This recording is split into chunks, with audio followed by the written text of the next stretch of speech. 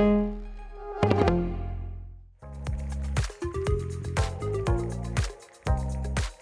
look very nice out there. My God, I can see you.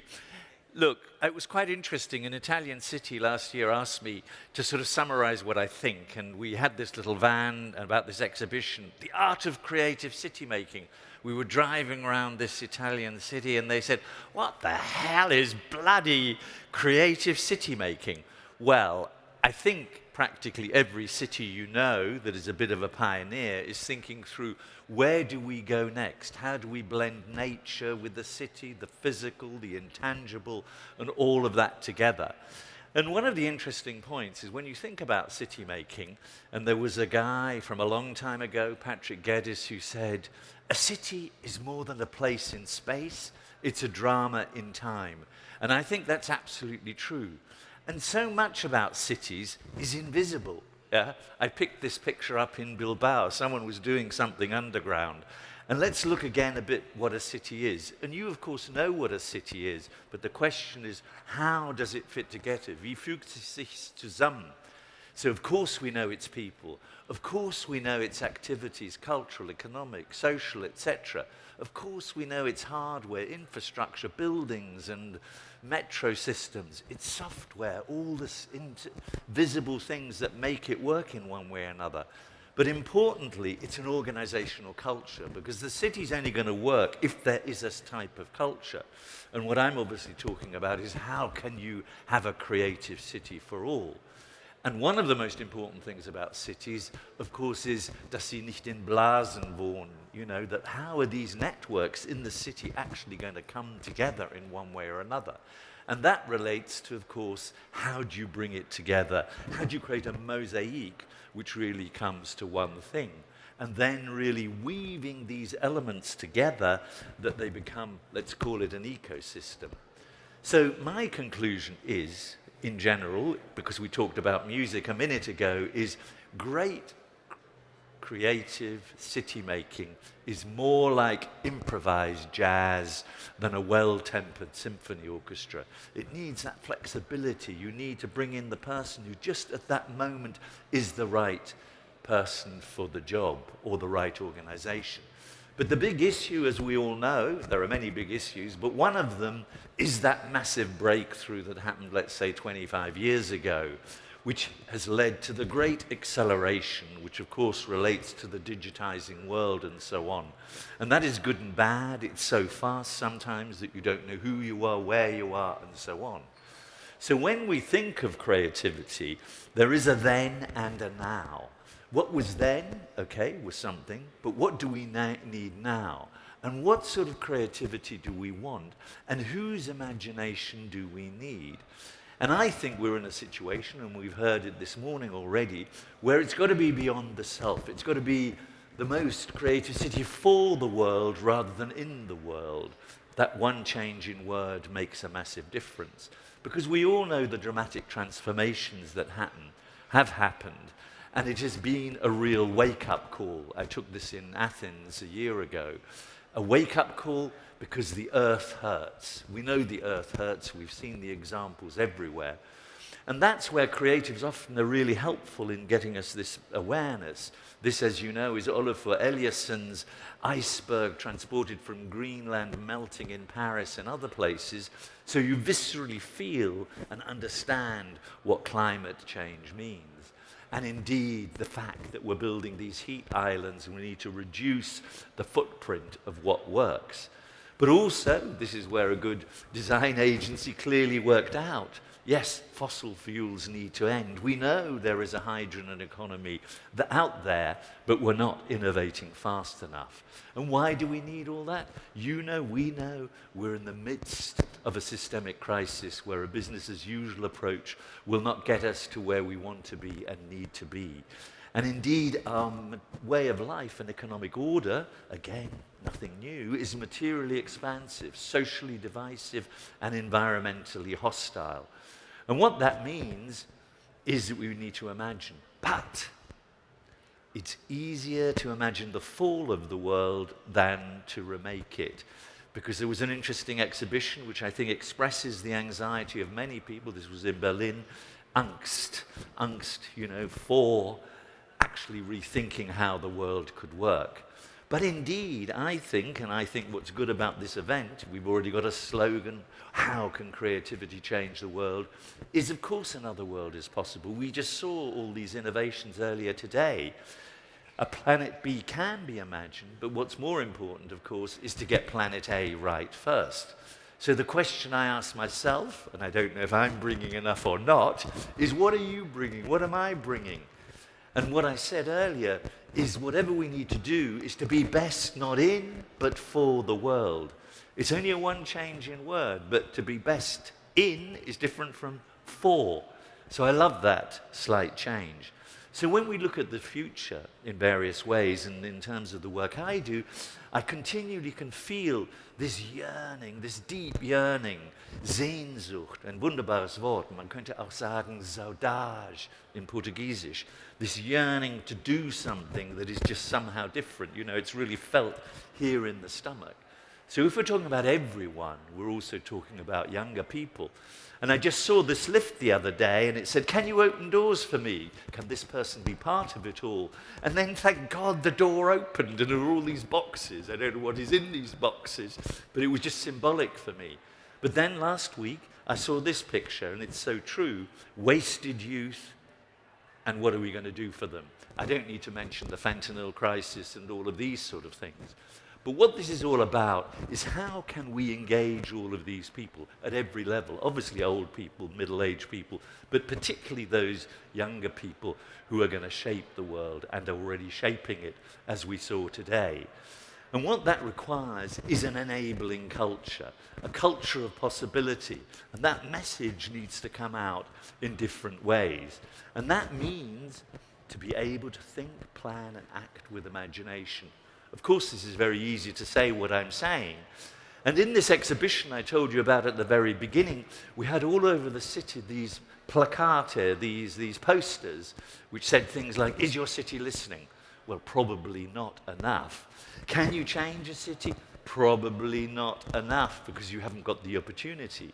Are you a city maker? Potentially you are.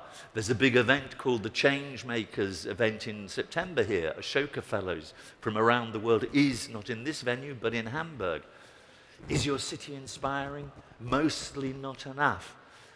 Is your city going up? I don't know. So these were all these things which were spread out in the city and then went up into these rooms where I tried to explore these possibilities. But one of the things, unfortunately, that so often happens is we hit a brick wall. You've got all these ideas, you're creative in theory, you've got energy, determination, tenacity and all of that, and you hit the brick wall. So what happens then? And I suppose what happens then is a plan B. A plan B, which is really that plan B, and that plan B, which involves oxygen, and creativity is oxygen in some sense. And it reminds us to be able to think through at every level, the Verwaltungsebene and all the other levels organizationally in the private sector, the cycle of creativity. And when I thought about Creative City too long ago, I'm so bloody old, I forgot that actually the first thing is to develop a culture of curiosity. If we can do that, say you've got something, here is something, you might be imaginative. If you're imaginative, you might have some ideas that are creative, and if you're creative, you might invent something that becomes an innovation that leads to further curiosity and so on. So this is the sort of thing that I've been exploring about what does a creative city mean and why is it so important? And I think it's important because what I've said before. But the question is you need to blend the creativities, the individual one, the organizational one, which is different. That's about creativity in the team, the creativities of a system, a whole system of bureaucracy, the creativity of a city. And of course the state has a lot to do with allowing it or not. So what are then happening? Urban dynamics. Let's think of it in terms of urban dynamics. If you think of cities, there's a 0.0 city, the historic city, the very, very, very old Hamburg. The city 1.0, which is very much the industrial city. The 2.0 city is where we try to sensorize the city, you know, make it all wow factors and those things. And that has a sort of certain look and feel.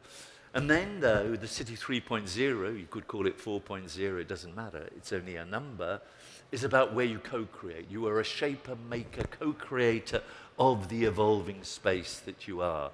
And perhaps we're in the sensorized world now. So that's the old, the 0.0. That's the 1.0, the industrial. This is Malaga, an example of the more good urban design. And here's another example, which is Chicago. That's what it was, and that's what it became.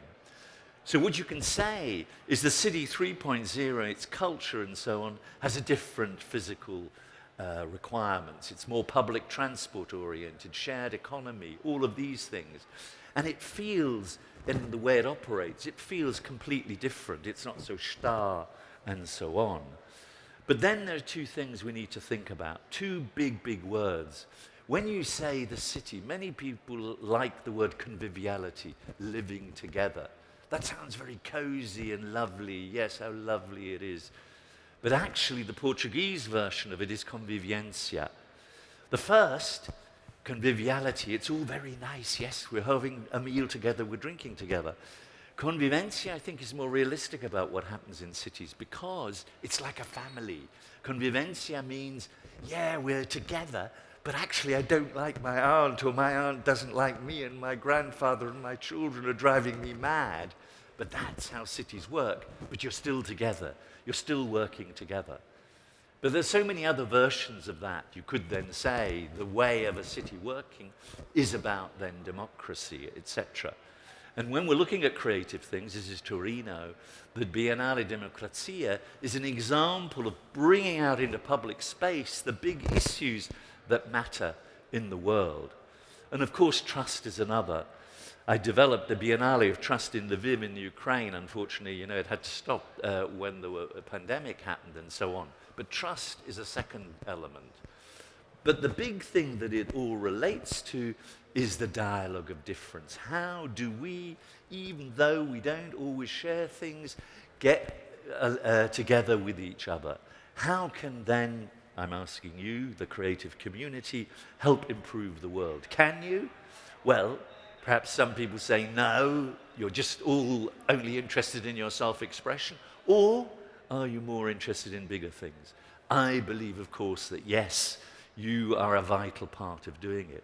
And the value added of what you do to me is that you embed or could embed and should embed that thinking, that mindset into the way everything operates, urban planning, social affairs, any discipline you can imagine. And I find it always interesting when you do things. This is about when I was born, there were 2.1 billion people on the world. Now there are 8 billion. Of course, that will lead to more pandemics, more problems, and so on.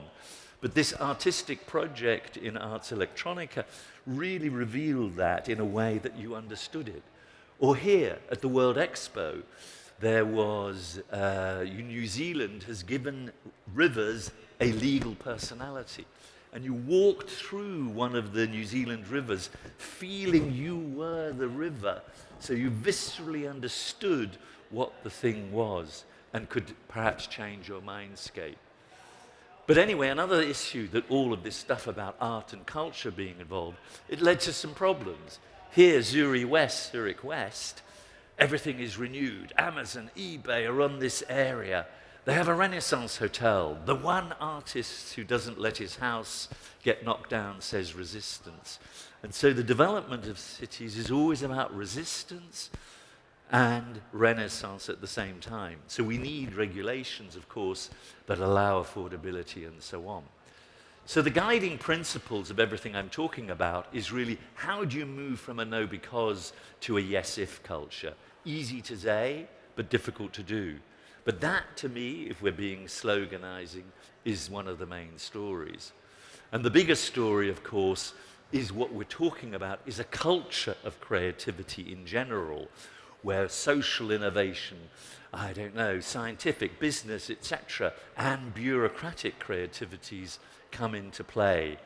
I run a festival in Berlin called the Creative Bureaucracy Festival. I know it's an oxymoron, but it is quite important to show that not every administrator is an idiot. And all of that is about shifting a paradigm. It's about empowering.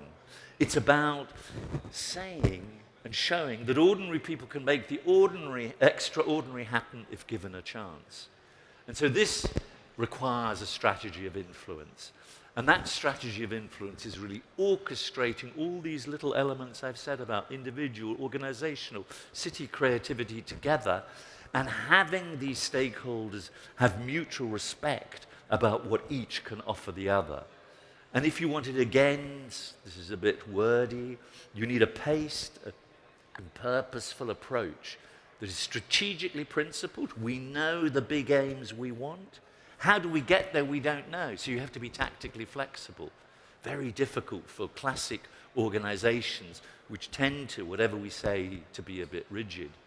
So if you were giving another name, you'd say we need elastic planning, which has a flexible incentives and regulations regime.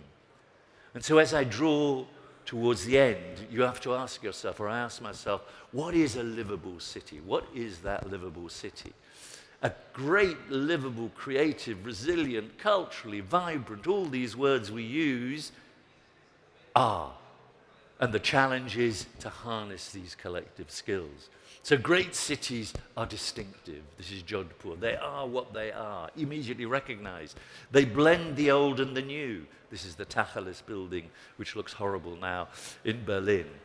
It is a nurturing place. It nourishes you. The food is probably locally produced. It has affordability through every life stage. Singapore is amazing in this respect. It obviously has great mobility patterns and so on. Obviously in Germany you're not going to run around in tuk-tuks. But it also provides space to talk and reflect and be critical, a debate culture, and one that also hopefully gets us out of the ghetto. The first ghetto in the world, as you know, is Venice, where that question of living together really works and so on. And where somehow younger people have a role as well. It's not just all old folks being together, which is why younger people should be involved also in planning the city. We always say the young are the future. No, they're not the future. They are now, they're here. But what's so interesting is when you blend whatever the young want with what the old wants. And often it's the same thing, although we separate it out. It might also be understanding how incomers who you don't know live. Shall we incorporate some of their insights? And of course it's being ambitious, building things and so on. But what's really important is to be playful. This is Banksy. He took a museum, the big museum in Bristol. Nobody ever went to it. Bristol has 250,000 Einwohner, and 400,000 people went to this exhibition because he found a way of actually making things relevant. So this, of course, is a critique of consumption. And more or less, finally, we have to remember there is this endless forgetting of what went well, what works well, and so on. But the basic point is always the same. Collaborate, create, think together, and so on. It's better. And this transformation that we're talking about is a cultural project itself, culture in the widest sense, because it's about values, mindsets, habits, attitudes, skills, and all of that. And that also requires a sort of different story of a place, a story that binds you together and gives you a sense of who you are. And all of that requires, again, reflecting back on the identity of the people there, going with the grains of those identity, encouraging it, being positive about it. And that is this massive cultural project. The cultural project, culture is the other invisible hand. We talk about the invisible hand of the market and all of that. No, culture in the biggest sense is the invisible hand that drives things. But of course, it's not the operating system that we use day to day. So, what am I saying? Finally, I'm saying something very simple that you already know. Culture is who we are, and creativity helps shape what we can become. But to do that, given the resistances that always exist, requires courage. And that courage, I think most of you have. Thank you very much.